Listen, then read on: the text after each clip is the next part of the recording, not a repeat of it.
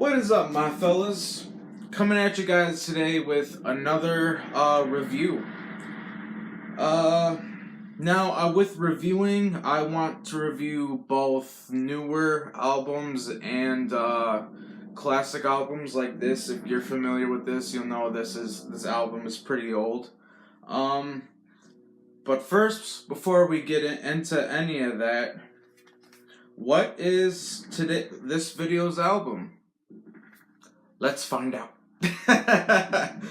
Okay, our album of the video is Xi by Autechre. Autechre is an IDM project. IDM meaning intelligent dance music. It doesn't really have much like music theory behind it. Like a lot of people call it just noise, like bad kind of noise, but I think it sounds sick. But today, we are going to be talking about the one and only Acid Bath, When the Kite String Pops. Now, just a warning right now, this may turn into being a extremely long video, because I got a lot to say about this album, considering Acid Bath are my favorite band of all time. So let's start out with the beginning. Acid Bath formed in 1992, 3, something like that, in Louisiana. They're a straight up southern sludge band, but you can't really pigeonhole them in one genre. I mean, they are extremely experimental. They throw in some death metal, some black metal, some grindcore, some doom metal, some even rock and roll. Like, holy shit, the reason why this has so much replay value is because of how diverse and just dynamic it is. It's amazing. But let's dig a little deep and get into the bread and the butter. First off, we got The Blue. The Blue is a very, very strong opener. There's some guitar feedback in the beginning, which Acid Bath use a lot, and I think it sounds really cool. Then this riff just comes in, and if you think about it, if you really listen to it, the riff is doo doo doo. Does that riff sound familiar? That is the riff from the first Black Sabbath song. Acid Bath used the Black Sabbath riff. I'm not saying they ripped it off. I mean they're putting their own spin on it, but they're using the Devil's Tritone. That's what they do to start off this album. And it just turns into animalistic chaos after that. The vocalist, Dax Riggs, he's a fucking menace. And I mean menace in a good way. And I mean, Acid Bath, his lyrics are so poetic. Like, some of the lines off The Blue, like, the sun burns on, it reminds me of you. The slit wrists of the sky, bleeding into the blue.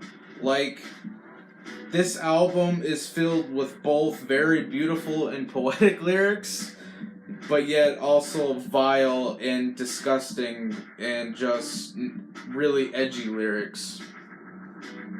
But yeah, The Blue, it's a fantastic start. It kind of introduces, the vibe of the album. Like listening to that first track, you know what you're gonna get yourself into. Now for the second song, Tranquilized. This was the rock and roll part I was kind of referring to. And it starts with this song. This is the first song that does it, but sometimes, like the first half of Tranquilize is this rock and roll riff, and Dax is singing along to the beat. It's so fucking catchy, and it's just Dax's vocals and the guitars and the wailing, and the pace. But like halfway through the track, everything slows down, it becomes way heavier, and the vocals get more intense. They use that formula on a multitude of songs here. But yeah, Tranquilize is definitely one of my favorites. Sedated and lazy, cloudy skies full of blue. The sun burns forever, it reminds me of you. Sorry for my singing, I'm just really passionate about this album. After that, we got Cheap Vodka. Cheap Vodka, I would say, is borderline, like, this is the more animalistic side of Acid Bath. I almost want to say there's some kind of grind influence here. Just fuck, I don't care. This is one of the more shallow as in lyrical terms.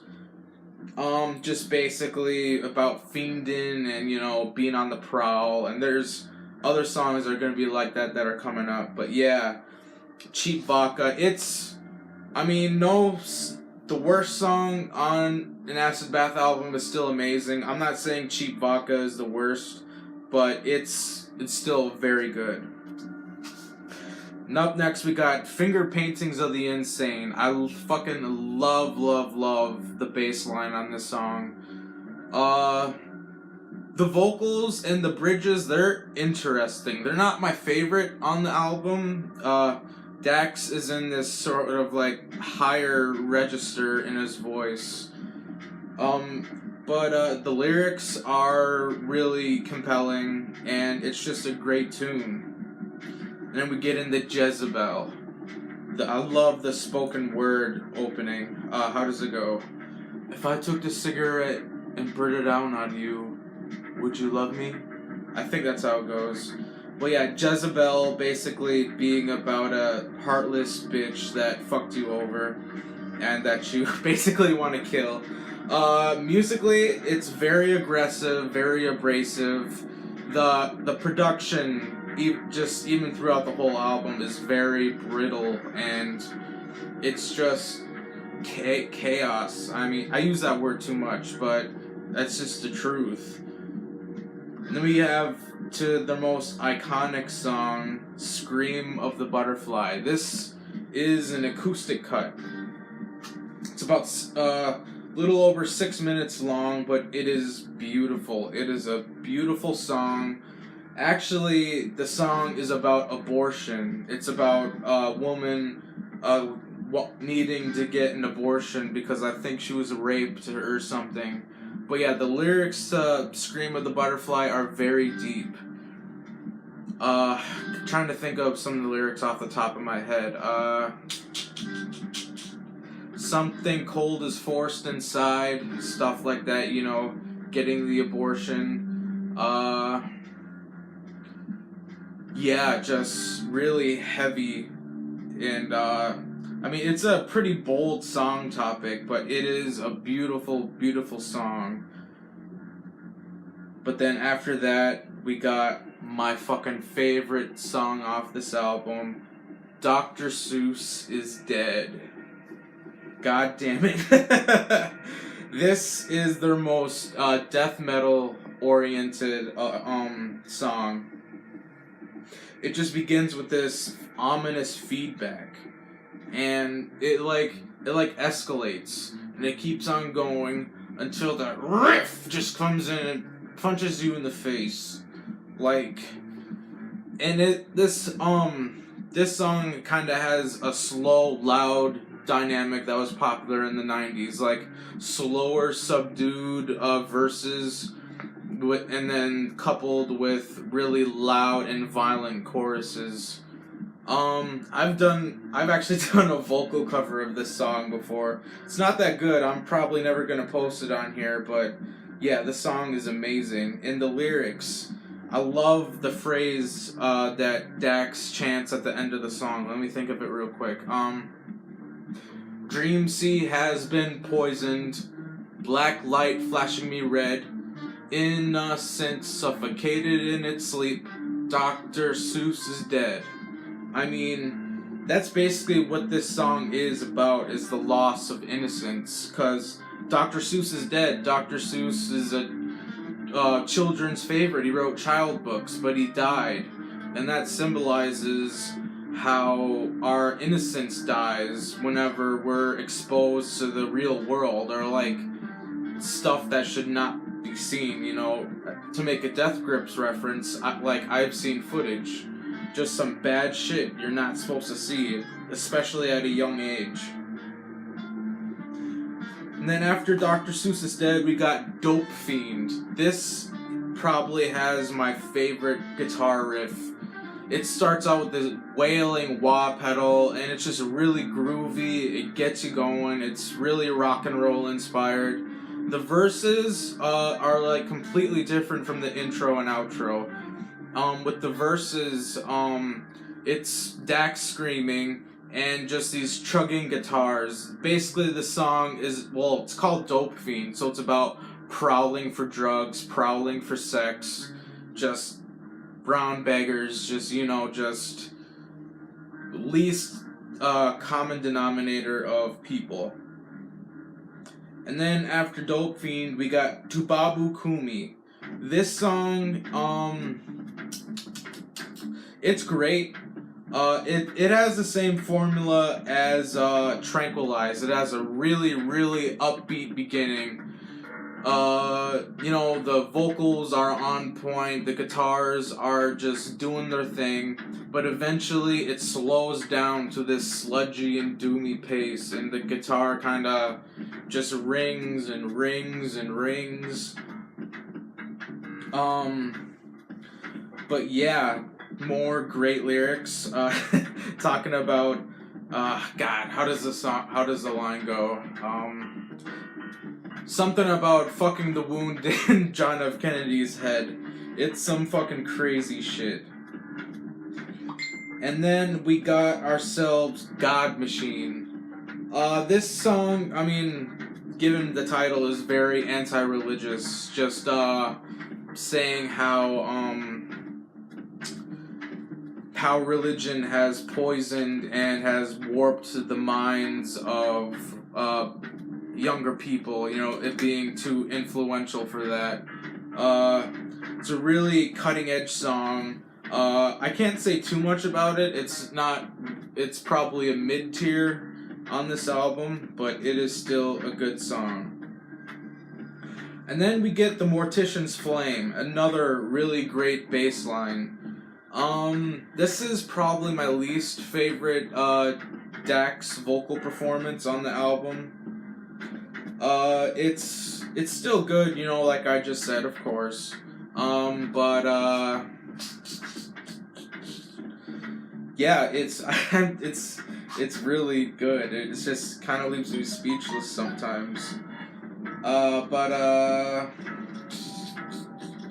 up next we got What Color Is Death. This is another kind of death metal oriented song. It just, right off the bat, it's just right in your face, brutal, you know, sledgehammer smashing, just good old time. And then now we got the second to last song, The Bones of Baby Dolls. This song means a shit ton to me. This song has gotten me through a lot of shit. This is a purely acoustic song, like Scream of the Butterfly. Scream of the Butterfly still had bass and drums, but Bones of Baby Dolls is just two acoustic guitars and Dax singing. And the lyrics are just fucking, they're deep, and they really, like, one of the lines is, we work for pay and pay for freedom. You know, it's just mind opening, and you know, it just reveals the depressive state of the world. And then, you know, those last lines, I quote these lines all the time. The last lines being, everything's gone dry, like bottle glass scraping across the pavement. And that is just one of the truest things I've ever heard in my entire life. Now to finish this off, off that emotional note, we got Cassie Eats Cockroaches. I fucking love this song. This also is one of the fast sludge dynamic songs. I really love the Dax's vocal melody on this song. The guitar riff is really tight. The drumming is perfect. And it's like, and there's this sample from I don't really watch movies like that, but there's like a movie sample in there somewhere. But yeah, I prefer the first half of Cassie Eats Cockroaches because I think the really rock and roll upbeat riff was really good. Yeah, that's When the Kite String Pops. One of my favorite albums of all time from my favorite band of all time. Now talking about the future, I'll show you guys real quick. I finally got a new CD shelf to store more CDs in since I ran out of room. And so once I'm done with my vinyl videos, but that by itself is gonna take a long ass time. When I am done with vinyl, I will do a CD collection. Just so there's always at least something I can talk about. I'm gonna try to review more. At first, I was a little negligent to review, but I actually really enjoy reviewing albums. So, yeah, that's about it. Thank you for watching. Thank you for subscribing. And who done it?